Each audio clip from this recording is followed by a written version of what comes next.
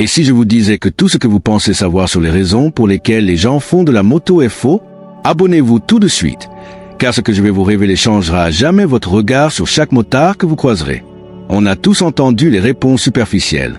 La liberté, l'adrénaline, le simple plaisir. Et bien sûr, ce n'est pas faux, mais ça ne fait qu'effleurer la surface. Les vraies raisons qui nous poussent à enfourcher cette machine et à faire roumbir le moteur sont bien plus profondes que la plupart d'entre nous sont prêts à l'admettre, même à nous-mêmes. Avant de plonger dans la psychologie qui anime des millions de motards à travers le monde, mettez un pouce bleu si vous avez déjà ressenti cette attraction inexplicable pour les deux roues. Votre soutien aide ce contenu à atteindre d'autres passionnés qui ont besoin d'entendre cette vérité. La moto, ce n'est pas juste un moyen de transport. Ce n'est pas juste un hobby. C'est une thérapie sans le divan, une rébellion sans la cause et une évasion sans la fuite. C'est tout ce que nous ne disons pas lorsque nous enfilons notre équipement et disparaissons à l'horizon. Si vous roulez depuis assez longtemps, vous savez exactement de quoi je parle. Il y a des jours où il ne s'agit pas du tout de la moto. Il s'agit de ce que cette machine fait taire, de ce qu'elle amplifie, ou de ce qu'elle vous aide à découvrir sur vous-même. Aujourd'hui, nous levons le rideau sur les vérités psychologiques brutes qui nous ramènent sans cesse aux deux roues. Peu importe la météo, peu importe le risque, peu importe ce que les autres pensent. Le premier moteur psychologique que la plupart des motards n'admettront pas est notre besoin désespéré de contrôle dans un monde de plus en plus incontrôlable. La vie n'est pas livrée avec un guidon. Votre carrière, vos pressions financières, vos relations, la plupart de ces choses semblent totalement hors de votre portée, même lorsque vous faites semblant du contraire. Mais une moto, c'est le contrôle pur et sans filtre. Chaque action compte. L'accélérateur, le frein, l'embrayage, la position du corps.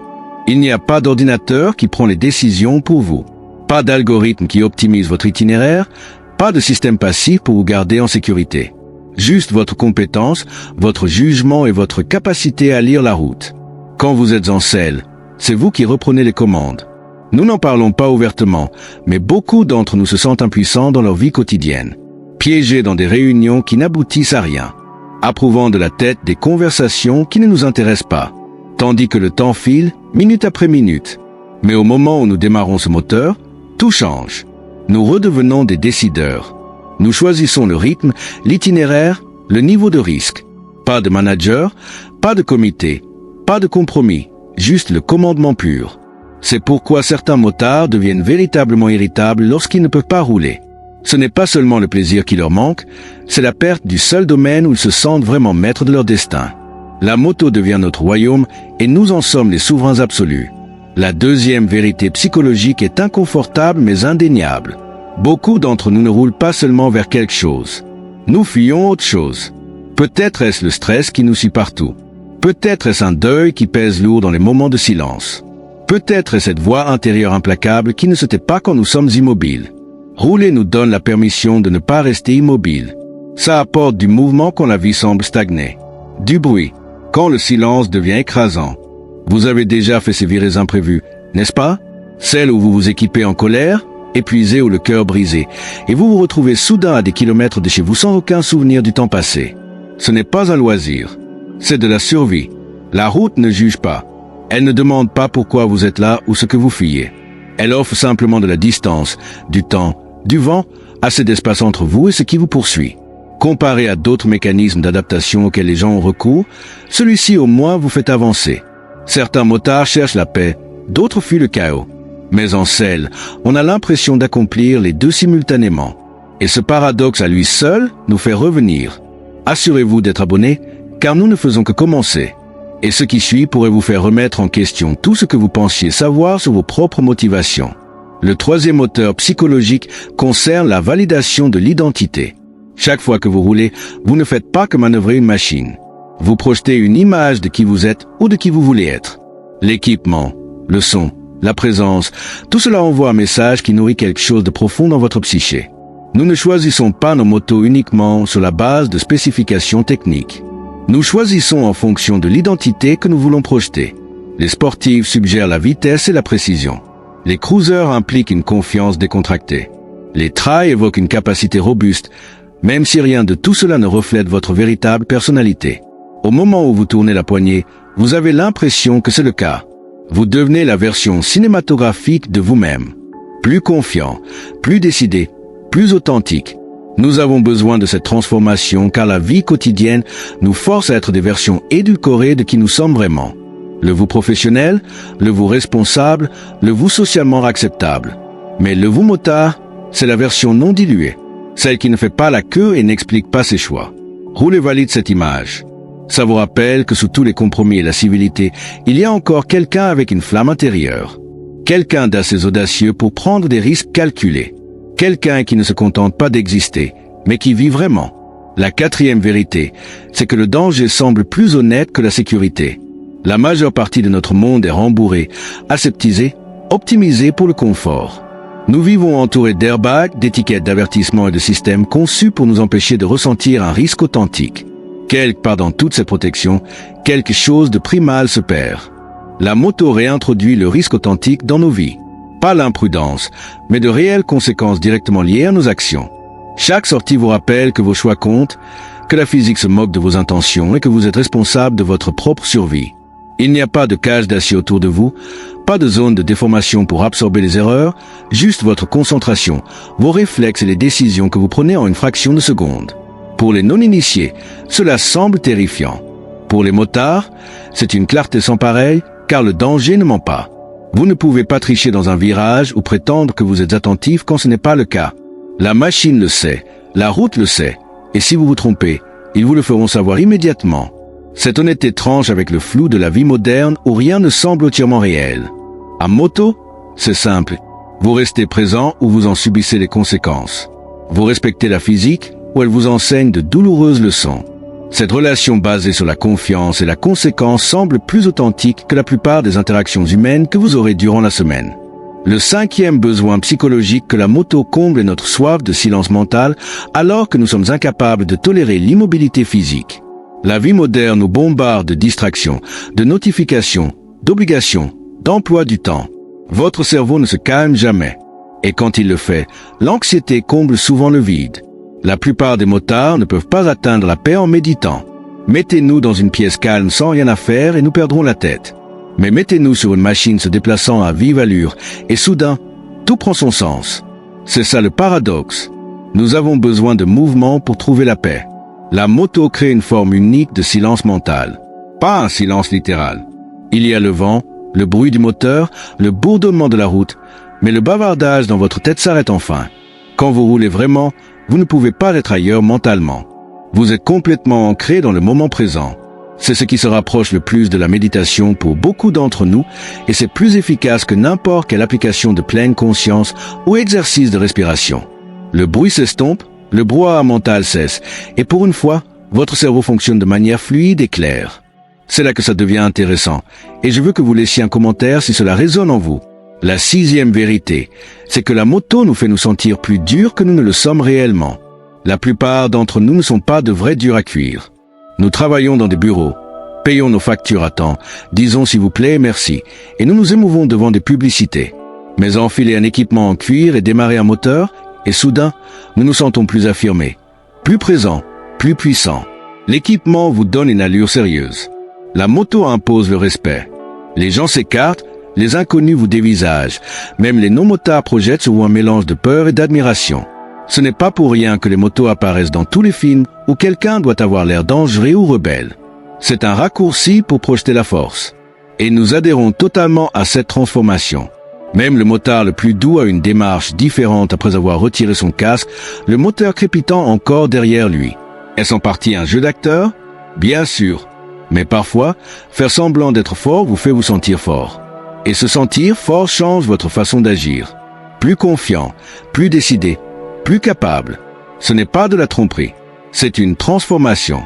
Nous ne roulons pas parce que nous sommes naturellement sans peur. Nous roulons parce que la moto nous permet d'emprunter ce sentiment quand nous en avons le plus besoin.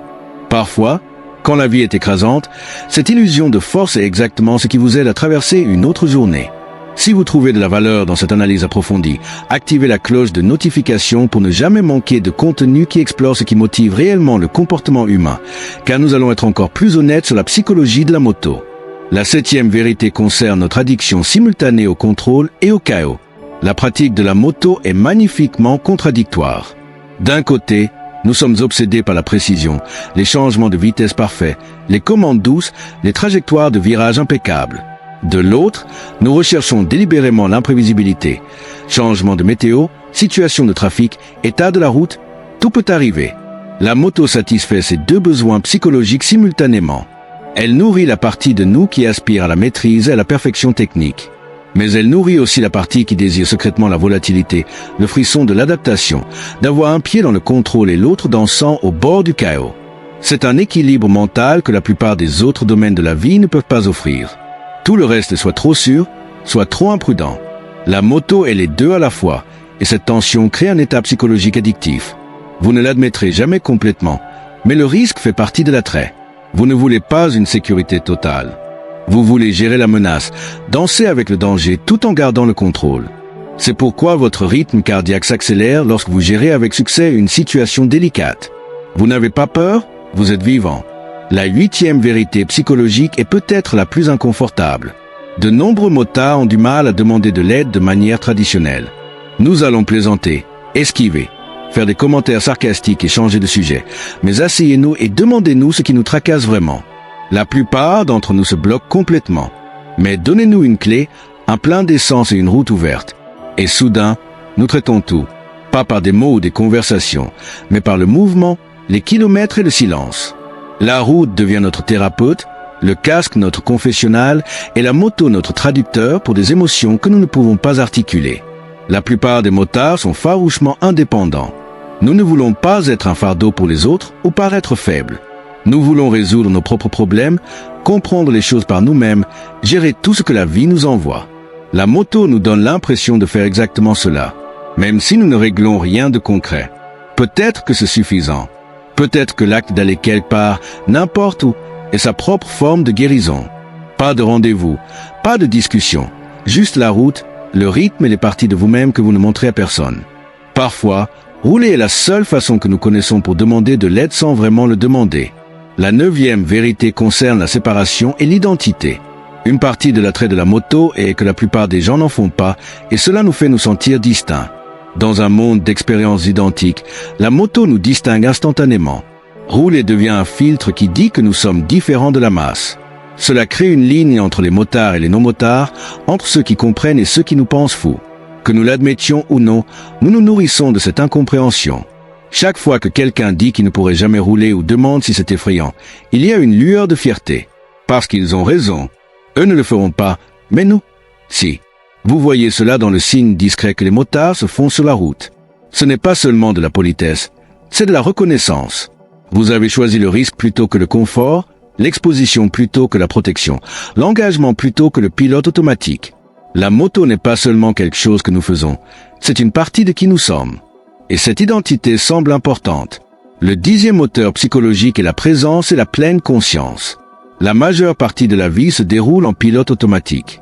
Nous conduisons sans nous souvenir du trajet, nous scrollons en mangeant, nous faisons constamment plusieurs choses à la fois. Nous sommes partout et nulle part simultanément. Mais à moto, vous êtes complètement présent. Il n'y a pas de place pour la distraction mentale, car au moment où votre attention dérive, le monde vous corrige immédiatement. Un nid de poule, une voiture qui surgit, un virage qui exige le respect. La moto force la présence, et étonnamment, cette exigence devient un cadeau. Quand vous roulez, il n'y a ni passé ni futur, ni regret ni angoisse, ni liste de choses à faire mentales. Seulement le prochain changement de vitesse, le prochain virage, le prochain battement de cœur. Pour les gens qui vivent trop dans leur tête, cet ancrage est rare et précieux. Nous ne le formulons pas ainsi, mais la moto rend tout à nouveau réel. Les couleurs semblent plus vives, les sons plus distincts, les sensations plus immédiates. Vous remarquez les détails parce que vous le devez, parce que la survie dépend de la conscience. Dans cet état d'hyperconscience, tout le bruit mental s'estompe. Commentez ci-dessous si vous avez déjà expérimenté cet état de présence totale en roulant, car la prochaine vérité pourrait expliquer pourquoi vous vous sentez différent lorsque vous n'êtes pas sur votre moto. Le 11e facteur psychologique est l'intégration de l'identité. Pour de nombreux motards, la moto n'est pas seulement un moyen de transport ou un loisir. C'est une partie essentielle de qui nous sommes. Lorsque nous ne pouvons pas rouler à cause de la météo, de problèmes mécaniques ou d'une blessure, l'activité ne nous manque pas seulement. C'est nous-mêmes qui nous manquons. Soudain, vous êtes irritable, agité, démotivé. Rien ne semble tout à fait juste. Ce n'est pas une coïncidence. C'est un sevrage d'une partie de votre identité. Votre moto n'est pas seulement quelque chose que vous utilisez. C'est ainsi que vous régulez vos émotions, que vous vous reconnectez avec vous-même et que vous maintenez votre équilibre psychologique. Les motards de longue date le savent intimement. La moto devient une encre, un bouton de réinitialisation, un miroir reflétant la version de vous-même qui n'est pas accablée par les responsabilités quotidiennes. C'est pourquoi beaucoup roulent seuls, même s'ils ont des amis motards. Ce n'est pas antisocial, c'est introspectif. Vous faites le point avec la version de vous-même qui n'émerge qu'avec un moteur entre les genoux et l'asphalte qui défile sous vos pieds. Sans cette connexion, quelque chose d'essentiel semble manquer. Quelque chose qui rend tout le reste plus vivant et authentique. La 12e et dernière vérité concerne le vieillissement et la pertinence. Nous en discutons rarement, mais la peur de vieillir hante de nombreux motards. Pas seulement le nombre d'années, mais ce que le vieillissement représente. Des réflexes plus lents, une acuité diminuée, une banalité croissante. La moto lutte contre ce déclin. Elle n'arrête pas le vieillissement, mais elle défie l'acceptation passive qui l'accompagne souvent. Chaque sortie dit que vous n'êtes pas prêt à vous abandonner à la routine et à la résignation. Vous ne faites pas que vieillir, vous traversez les années avec intention et vitalité. Cela explique pourquoi vous voyez des motards plus âgés repousser les limites plus que leur médecin ne le recommanderait. Pourquoi le sexagénaire sur sa moto naked se penche dans les virages avec plus d'engagement que la physique ne devrait le permettre. La moto représente le refus de devenir invisible ou hors de propos. Certaines personnes achètent des voitures de sport pour se sentir à nouveau jeunes. Les motards choisissent 2 roues et défient la gravité pour prouver qu'ils sont toujours bien vivants. Chaque sortie devient un acte de défi. La preuve que peu importe le nombre d'anniversaires qui passent, votre esprit aspire toujours aux horizons et à l'aventure. Vous n'avez pas peur de vieillir en soi. Vous avez peur de perdre la partie de vous-même qui refuse de s'éteindre sans bruit. Nous disons aux gens que nous roulons parce que c'est efficace, économique, amusant. Mais chaque coup de gaz se connecte à quelque chose de plus profond, quelque chose que nous n'articulons pas toujours. Nous roulons pour nous sentir libres, puissants, présents, authentiques, pour nous souvenir de qui nous sommes ou pour tout oublier temporairement. Il ne s'agit pas seulement de la machine, il s'agit du miroir qu'elle nous tend. La moto révèle la version de nous-mêmes à laquelle nous aspirons, et parfois la version que nous avons peur d'admettre que nous sommes déjà. Alors voici ma question pour vous, et je veux vraiment que vous y répondiez. Pourquoi roulez-vous? Qu'est-ce qui vous attire vers les 2 roues au-delà des réponses évidentes? Partagez vos pensées honnêtes dans les commentaires ci-dessous. Je lis chacun d'entre eux et je réponds souvent, car ces conversations sont importantes. Si cette exploration de la psychologie du motard a résonné en vous, abonnez-vous pour plus de contenu qui creuse plus profondément ce qui motive réellement le comportement humain. Mettez un pouce bleu pour aider d'autres motards à découvrir ces idées. Et rappelez-vous, que vous rouliez pour la paix, le pouvoir, la fierté ou autre chose, vous faites partie d'une communauté qui comprend les courants plus profonds sous la surface. Soyez prudents, roulez intelligemment, et surtout, roulez avec honnêteté sur ce qui vous pousse vraiment à revenir sans cesse aux 2 roues.